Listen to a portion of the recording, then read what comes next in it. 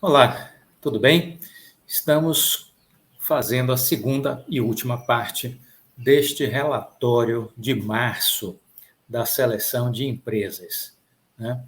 Seleção de empresas, esse mês nós fizemos essa dinâmica, né? Pela primeira vez, fazendo o relatório em vídeo, porque gostaria de compartilhar algumas coisas com você e achei que didaticamente ficaria melhor a gente adotar esta metodologia. Mas vamos lá.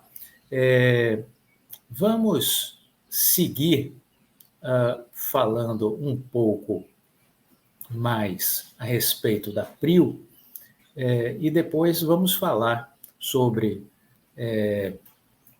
o Ibovespa, nosso momento, vamos falar sobre o portfólio que eu fechei o ano de 2023, as empresas que eu tinha em carteira e que eu estava estudando, e vamos falar um pouquinho sobre isso ao longo deste vídeo. Deixe-me ver aqui que eu quero compartilhar com vocês uma tela. Só um instantinho.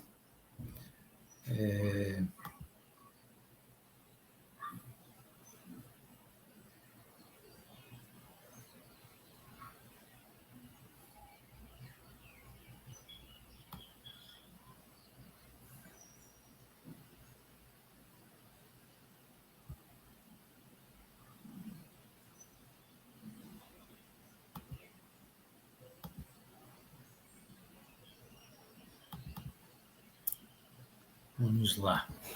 Bom, o que eu gostaria de comentar com relação aos números da PRIO. Eu encaminhei para vocês um relatório aí em anexo, encaminhei um relatório em anexo. E aí eu queria comentar um pouco os números da PetroRio que me chamaram a atenção no quarto trimestre. Então, vocês veem aí os destaques do ano, né? Vamos olhar o que eles consideraram aí relevante enquanto destaques. A receita líquida, tendo um recorde de 1,2 bilhão de dólares, né? Um aumento de 54%. Vejam vocês, um aumento de 54%. Né? Então, está isso aí lançado como um dos destaques do quarto trimestre, né? 54% de aumento na receita líquida, comparando o quarto TRI de 22 com o quarto TRI de 21.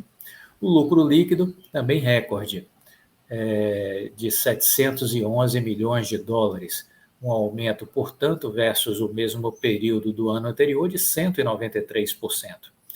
O EBITDA ajustado foi recorde também, 900 milhões de dólares, um aumento de 71% comparado com o mesmo trimestre de 21. Uma produção que chegou a 14,8 milhões de barris de óleo, uma média de 40,5 mil barris por dia, né? O que mais? Um lifting cost, que é o custo de extração, ok? Foi o menor da história da empresa, foi de 8,6 dólares no quarto trimestre. Então, esse indicador ele é interessante para a gente comparar o custo de extração do petróleo versus o custo do barril, né? Então, a gente vê que esse valor aqui equivale a cerca de 10% do valor de venda do produto, né? Então, seu custo de extração é de cerca de 10% do seu valor de venda. Então, isso aqui é um indicador poderoso que a PRIO possui. Foi concluída, eles destacaram, a primeira fase do plano de revitalização do campo de Frade e iniciou já a segunda fase. Houve uma emissão de debêntures de 370 milhões de dólares, a empresa se capitalizando mais, né? A empresa se capitalizando mais. O que mais poderíamos destacar? A aquisição de Albacora Leste, a Prio esteve por adquirir 2 campos da Petrobras, Albacora e Albacora Leste, acabou ficando apenas com o de Albacora Leste, por conta de não ter chegado a entendimentos com relação ao melhor preço junto à Petrobras, né? E também fizeram a aquisição aí de uma participação em Itaipu e na incorporação da Domo Energia, né?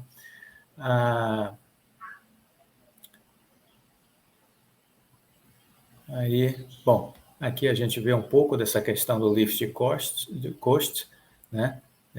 Uma redução aí comparando os trimestres, uma redução de 27% no custo de extração do quarto tri de 21 para 22, né?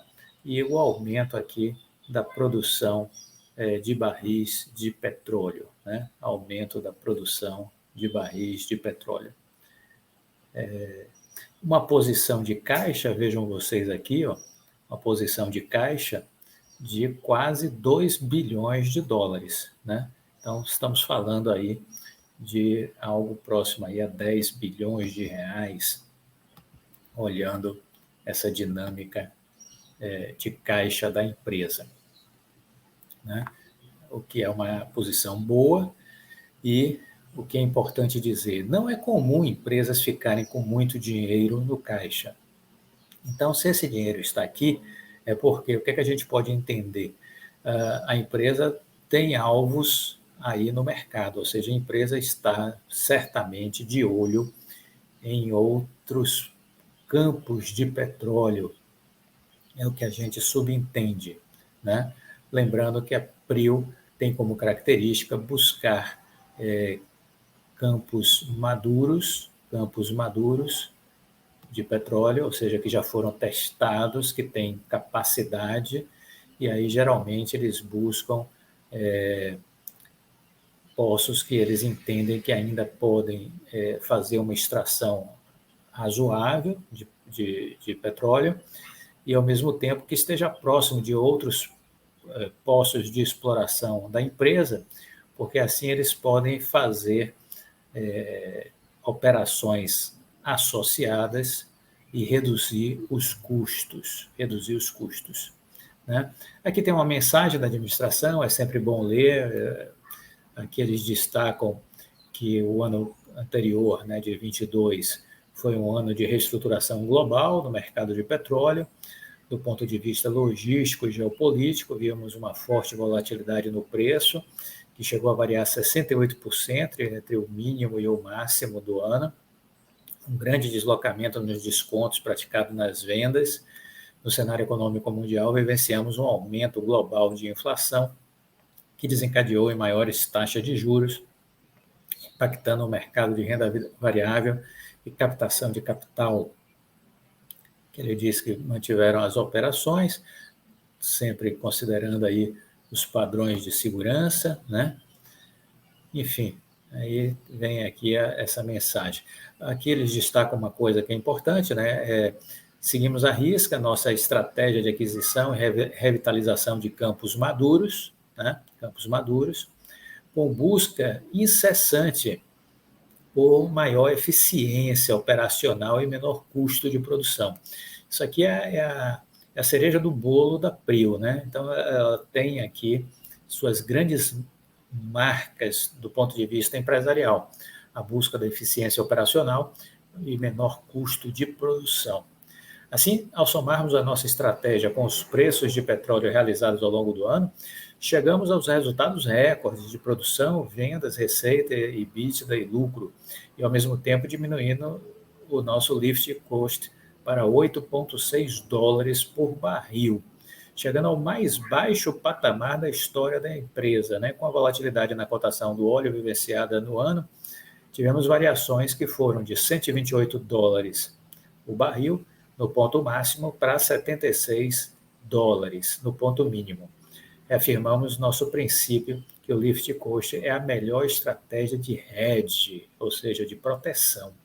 Então, você tem um produto que é o petróleo que varia, né? Varia, veja que teve uma variação significativa ao longo do ano, chegou na máxima a $128 o barril, na mínima chegou a $76, mas independente desta variação, se você trabalha aqui na redução do seu custo de extração, você vai transformando isso aqui numa ferramenta poderosa para não ser afetado por esta variação, para que isso afete muito pouco, né, a sua competitividade, a sua rentabilidade. Entenderam? Então, isso aqui é importantíssimo a gente entender nessa dinâmica da Prio. Ele aqui destaca que a primeira fase do plano de revitalização de Frade trouxe resultados muito positivos, representou um marco operacional para a empresa, com a primeira perfuração em águas profundas. Em julho, o primeiro poço perfurado entrou em produção com 15 mil barris por dia, com custo e tempo abaixo das nossas estimativas iniciais. Em seguida, executamos mais um poço, com uma produção de 3.500 barris dia, e outros 2 poços injetores de água, também com custo e tempo de execução abaixo das estimativas iniciais, né? Ainda em Frade, com sucesso e o baixo custo e tempo de execução da primeira fase, já em posse dos equipamentos necessários, adiantamos a segunda fase, ou seja, já está indo na segunda fase de produção, com mais 2 poços produtores e um poço injetor, todos a serem entregues no primeiro trimestre de 23. Após a finalização da segunda fase, e com os dados coletados durante a execução, estamos estudando uma terceira fase no campo.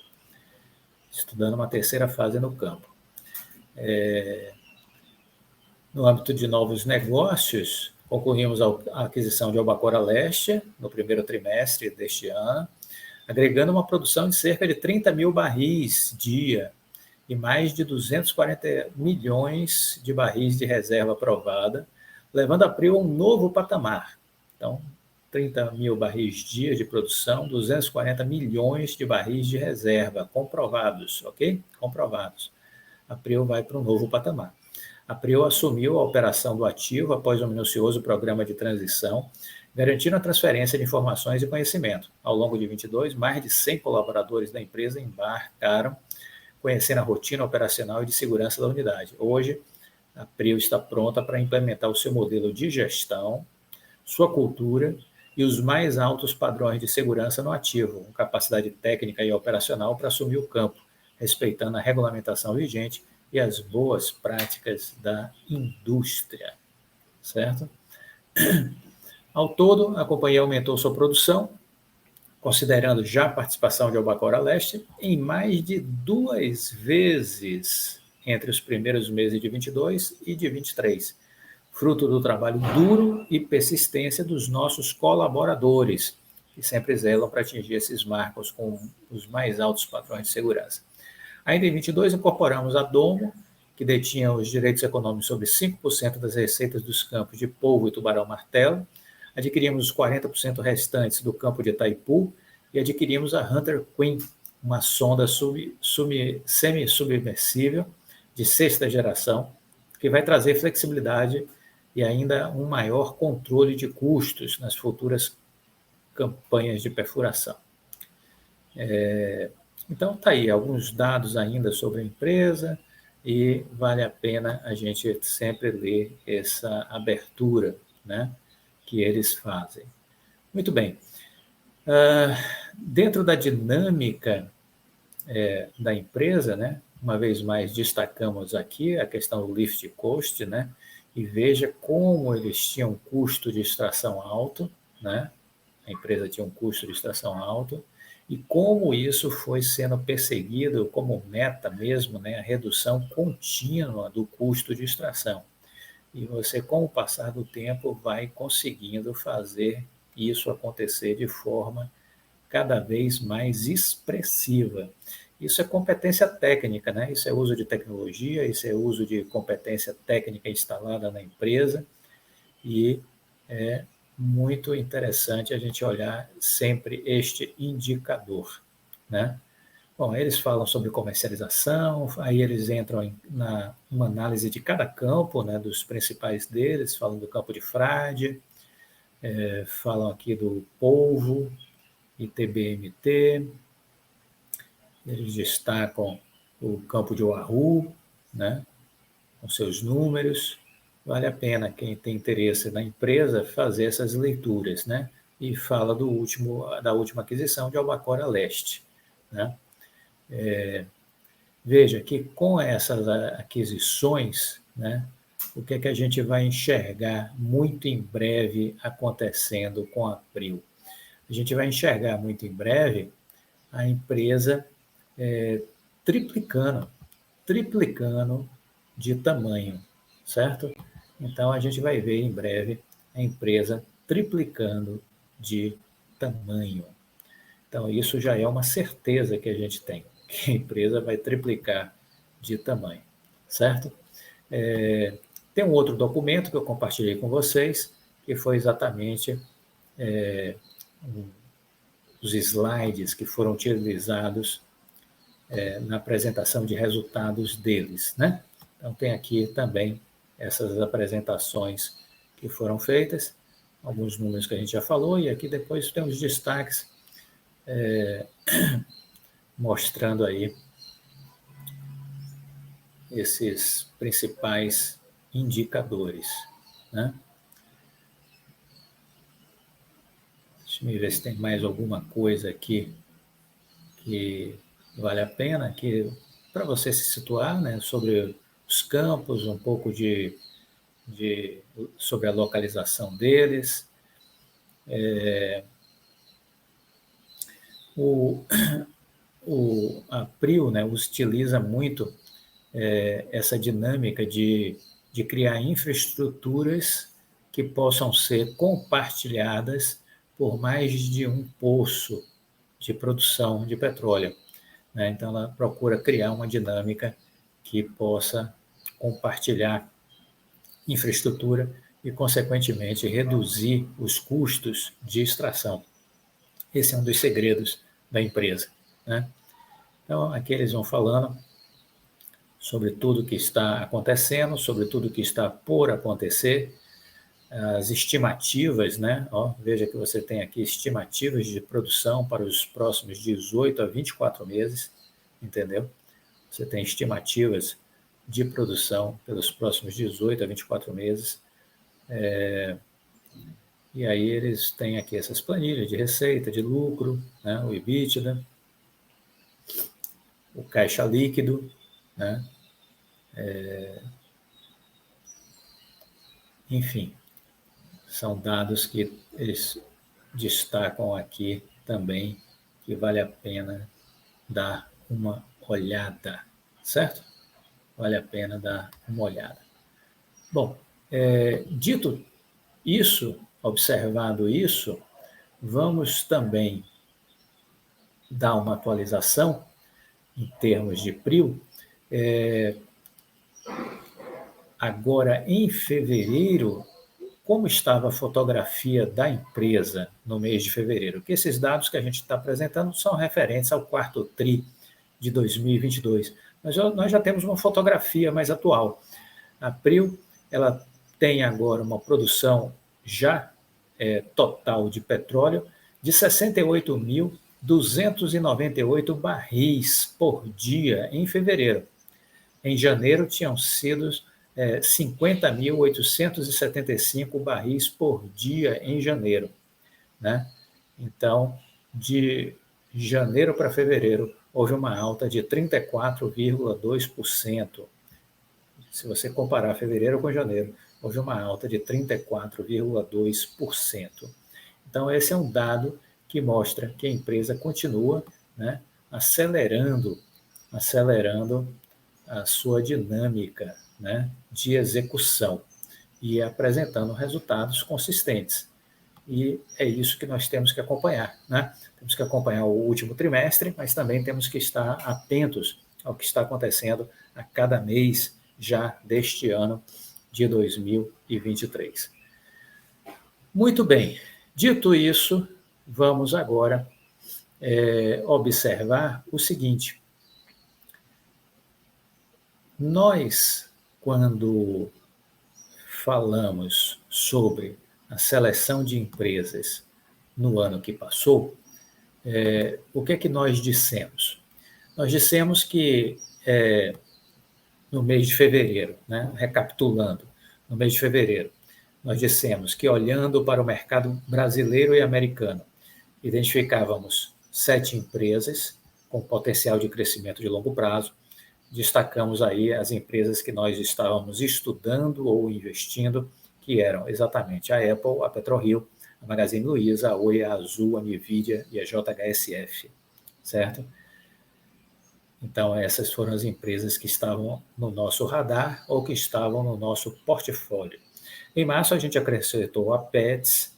Nós também destacamos que no mercado americano, uma outra empresa estava chamando a nossa atenção, que era o JP Morgan, um dos grandes bancos americanos. Quando chegou em junho, nós acrescentamos no nosso radar, em julho. Em julho, nós acrescentamos no nosso radar a Vale. Destacamos a Vale no mês de julho como uma oportunidade que estava chamando a nossa atenção.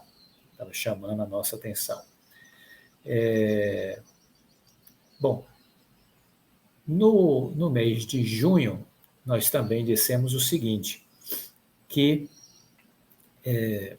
os estrangeiros estavam no controle da Bolsa, eles representavam 56% do capital, e que eles, após terem tido um início de ano de investimento na Bolsa, né, com saldos positivos, eles chegaram de janeiro a março a colocar 68 bilhões de reais como saldo de investimento. Quando chegou em abril, eles começaram a retirar recursos. Tiraram primeiro 7,7 bi, quando chegou em maio, tiraram mais 13 bi, né? E aí, mais para o final de maio, até o dia 19, eles tiraram 13 bi, e mais para o final de maio, eles colocaram 7 bi. Em junho, eles voltaram a fazer uma compra, né, e terminaram com um saldo de 3 bi. Nós entendemos, então, nesse momento, que exatamente nesse período de junho a julho, nos parecia um ponto confortável para começar a fazer entradas.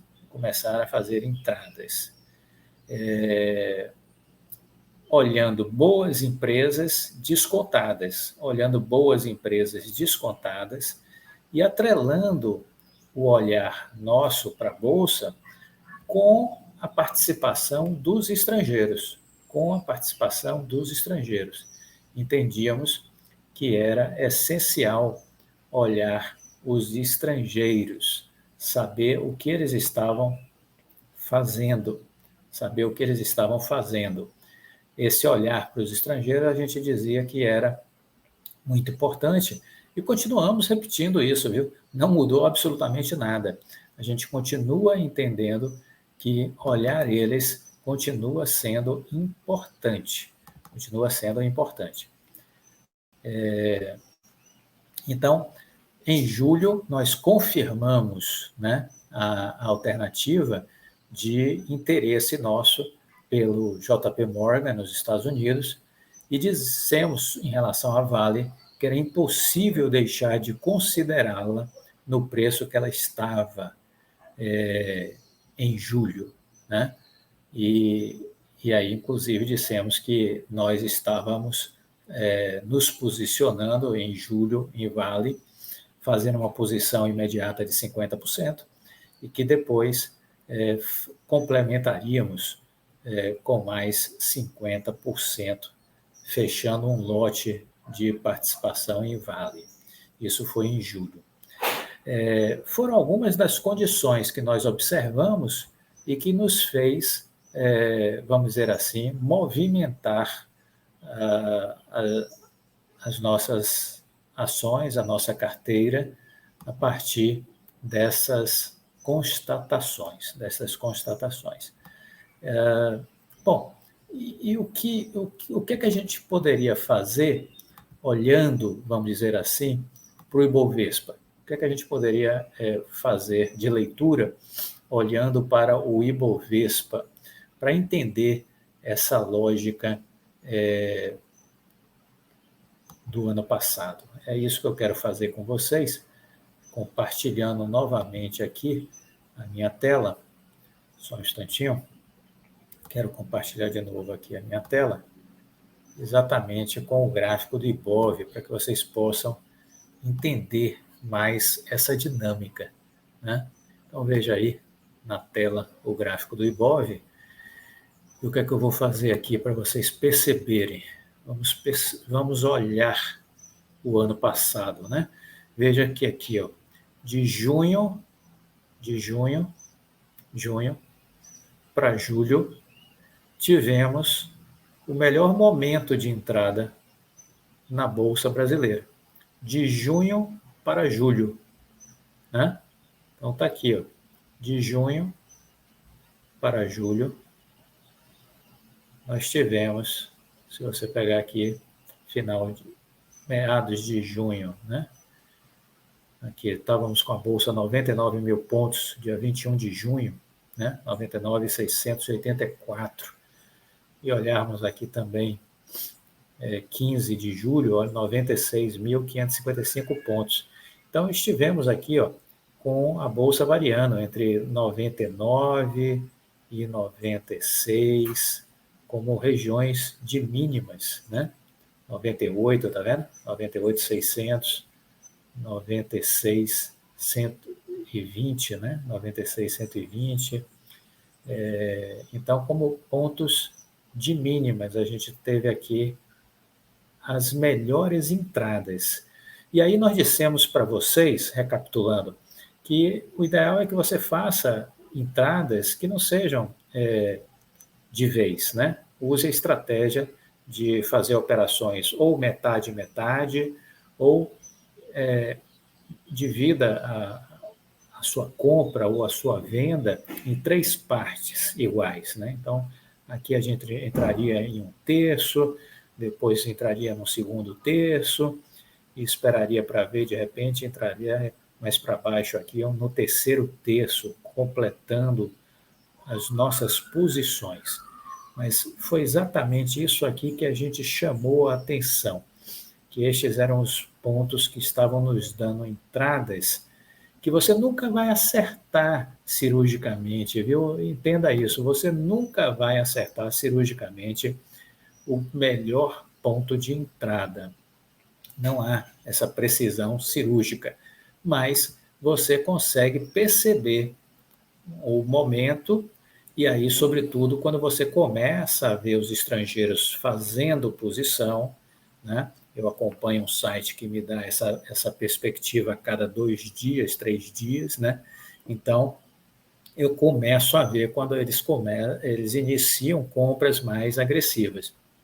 Então, quando isso acontece, ora, se eu estou em pontos de baixa e os estrangeiros estão ampliando a mão, vamos dizer assim, comprando mais, está na hora de eu entrar nessa água também, porque vai formar uma onda. Então, veja que aqui formou a onda. Saímos de 96.500, está vendo? Vamos cá em cima em 113. Tendência de quê? De alta. Tendência de alta. Topos e fundos ascendentes. Tendência de alta. Chegamos aqui. O que foi que aconteceu aqui? Lateralizou. Ó, lateralizou. Sobe, desce, você tem a sensação de que não sai do lugar. Isso é lateralização, consolidação. mesmo nome, lateralização, mesma coisa. Então, aqui a gente lateralizou, consolidou. Depois, quando você está na consolidação, ou você rompe para baixo, ou você rasga para cima. Nós rasgamos para cima de novo. Fomos aqui em 117, deu uma correção, fomos lá em cima, 119.928, né, em 21 de outubro. Então, aqui houve mais uma movimentação. Veja que a gente saiu cá de baixo, ó, de 96, e fomos cá para quase 120, de 96 para quase 120. Quem fez esse movimento? Os estrangeiros. Eles tinham feito esse movimento aqui, ó, no início do ano, chegando aqui, ó, a 121.570, começaram a sair, a bolsa despencou. Aí, ó, lá meio que andou um pouco de lado, caiu. Quando chegou aqui, eles fizeram a segunda entrada, ó, segunda entrada, foram até aqui. Aí venderam. Venderam, caiu. O estrangeiro saiu, caiu. Aí o que o estrangeiro fez quando caiu? Voltou a comprar. Voltou a comprar e trouxe ela cá para cima, para 114. E aí, de fevereiro, eles saíram da bolsa, uma parte do capital investido, e agora estamos de novo no patamar de 103, né? 103, que é próximo aqui, ó, dessas regiões de 100 mil pontos, 100 mil pontos, tá vendo? Então, a gente olhando daqui para cá, a gente pode ver um canal de consolidação,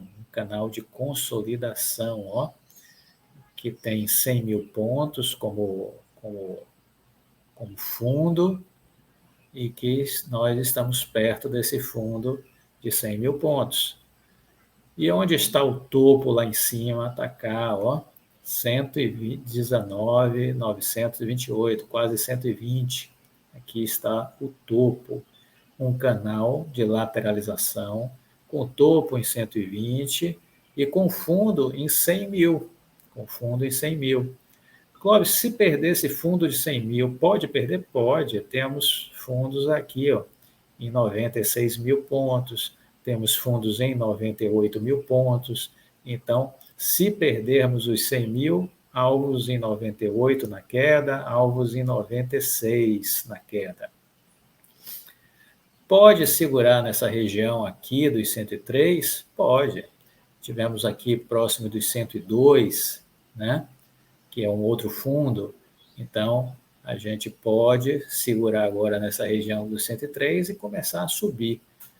Mas o fato é que se a gente subir dentro de um canal de consolidação, a gente tem que entender que qual é o alvo final dentro do canal de consolidação. É aquele topo lá de cima, 120. Né? Agora, tem topos intermediários. Tem topo a 110, né? Tem topo a 115,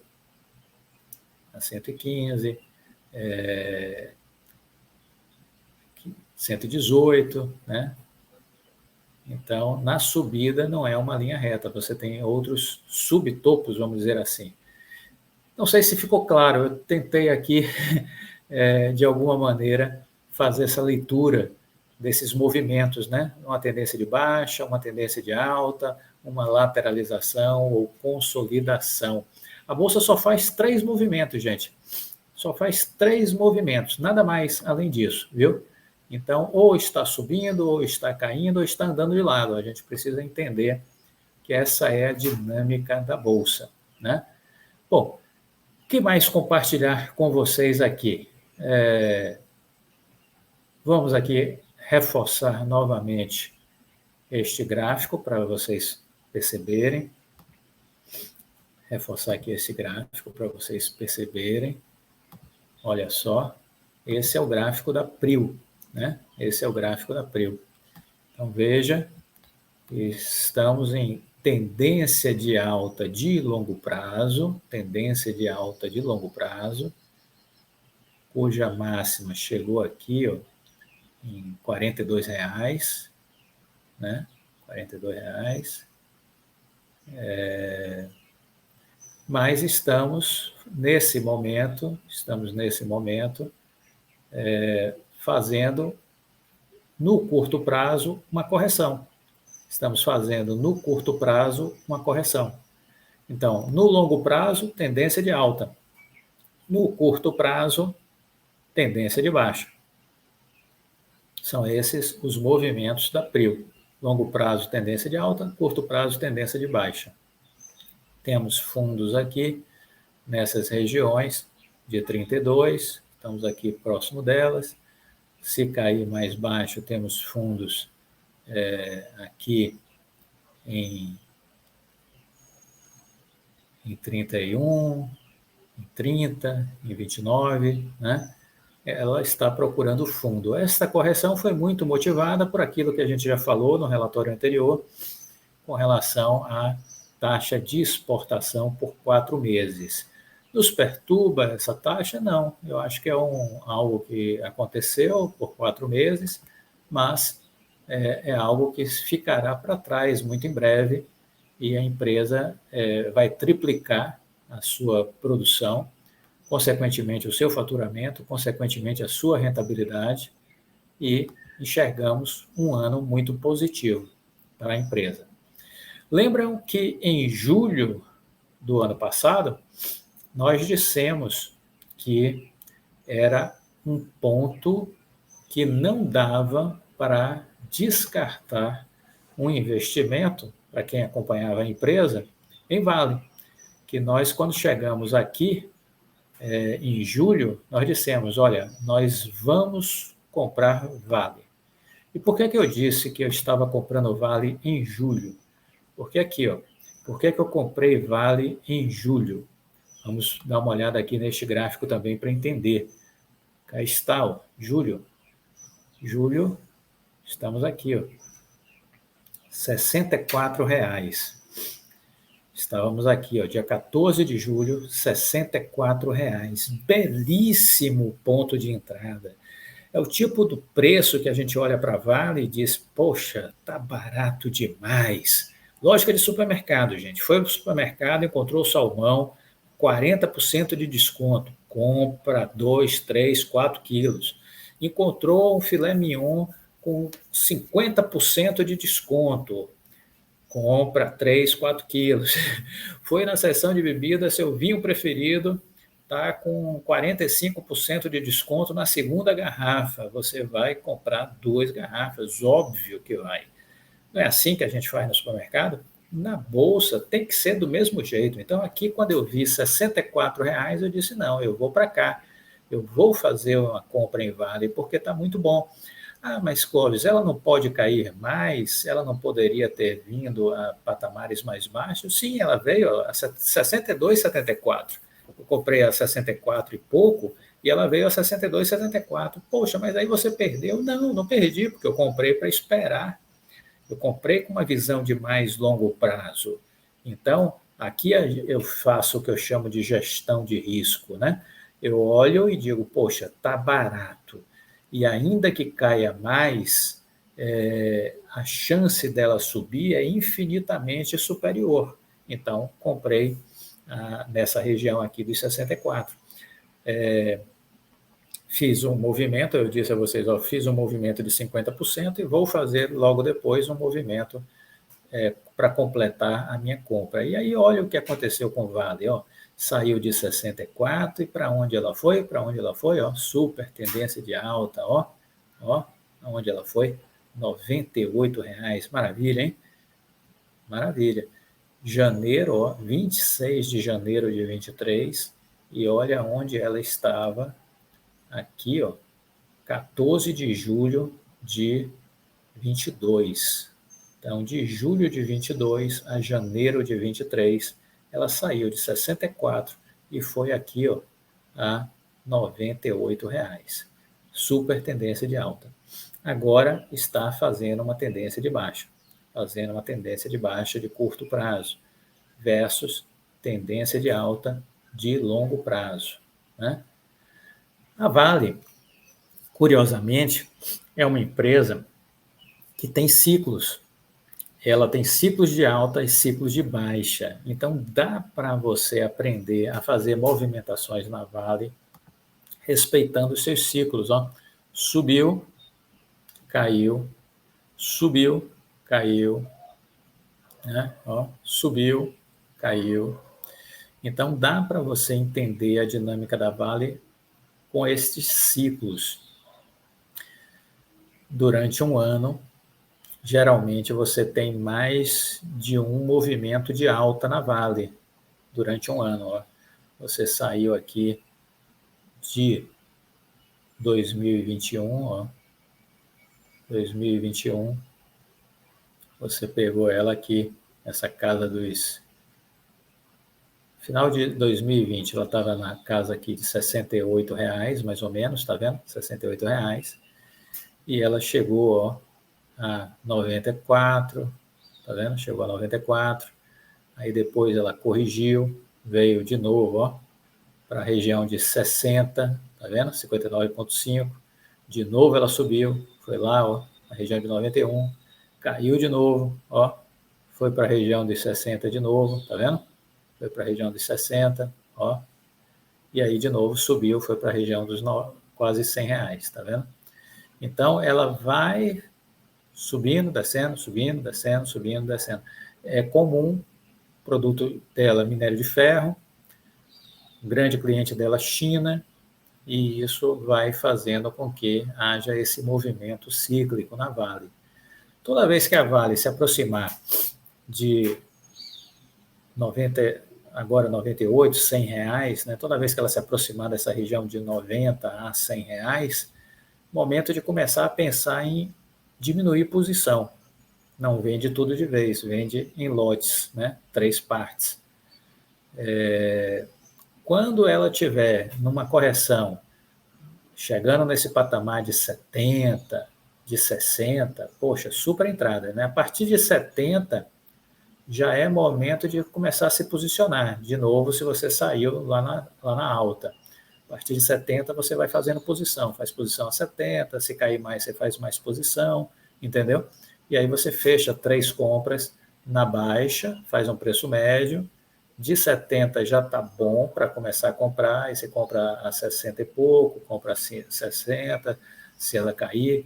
Veja que os patamares mais inferiores dela estão na região de 58, R$60. Então, aqui são os novos patamares inferiores dela, né? Nessa região de 58 a R$60. Super ponto de entrada. Chegou aqui perto, a 60 e poucos reais, estou procurando compra, né? Aí eu começo a procurar compra, ó, R$63. Estou começando a procurar compra aqui nessa região, entendeu? Chegou aqui próximo dos 90 e tantos, ó, 94, 98, estou começando a diminuir posição nela, porque eu sei que ela vai fazer uma correção. Agora, nesse patamar de 83, faço o quê? Agora você não vai fazer nada, porque você está, vamos dizer assim, na metade do caminho para os 100 e na metade do caminho para os 64, né? Então, faz nada, fica quieto, fica quieto. Esse momento é para ficar quieto, não vejo sentido fazer nada na Vale nesse momento. Eu não estou fazendo nada, mas estou posicionado em Vale. Entenderam isso? Espero que sim. Se não tiver entendido, por favor, me mande e-mail ou qualquer coisa, que eu teria o maior prazer em responder. Mas essa foi outra ação do meu portfólio em janeiro, em 2022, né? Muito bem, vamos falar de uma outra empresa que chamou a nossa atenção. Essa é uma empresa americana, que foi a NVIDIA, né? NVIDIA.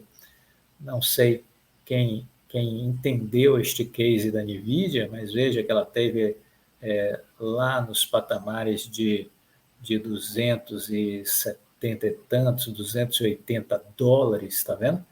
E aí, quando chegou em junho, a gente disse, ó, junho é um bom ponto de entrada para a NVIDIA. Junho é um bom ponto de entrada para a NVIDIA, porque ela tinha saído de $280 para 160, uma bela queda, né? Para 160. Ah, Clóvis, mas ela pode cair mais. Pode e caiu. Ela saiu de 160 e ela veio para um patamar aqui, ó, de 110, né? Então, veja, em 160 ela estava barata? Estava. Em 110 ela estava mais barata ainda. Você vai acertar o melhor ponto? Não, você não vai acertar o melhor ponto.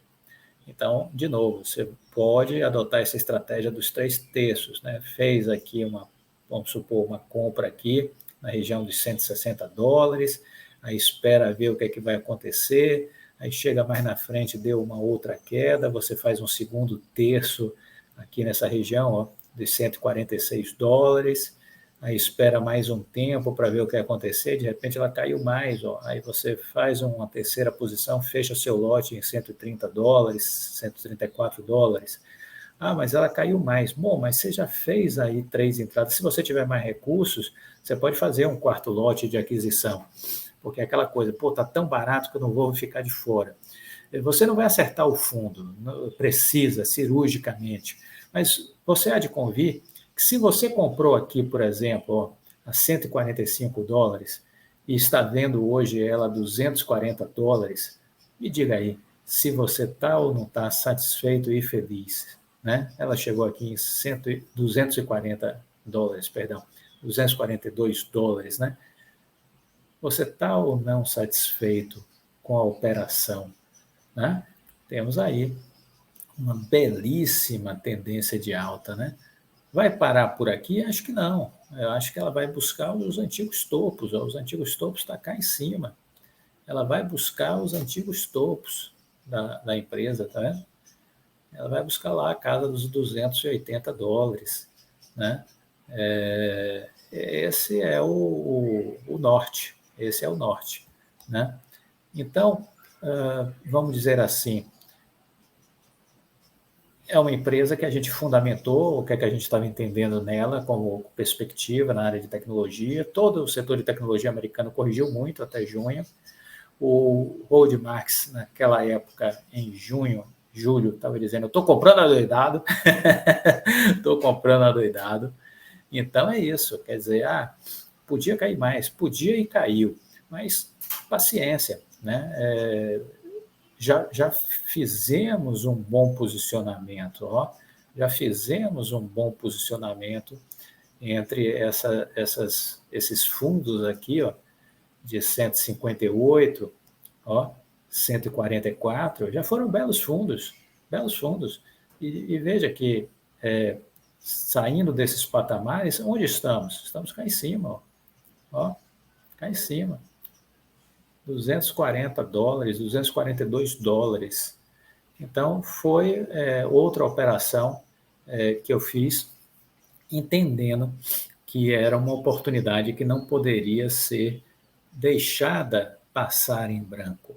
Então, de novo, temos que entender as dinâmicas das empresas, os seus contextos, entender as suas oportunidades, entender as suas oportunidades. Perdão, eu acho que eu não estava compartilhando, não foi?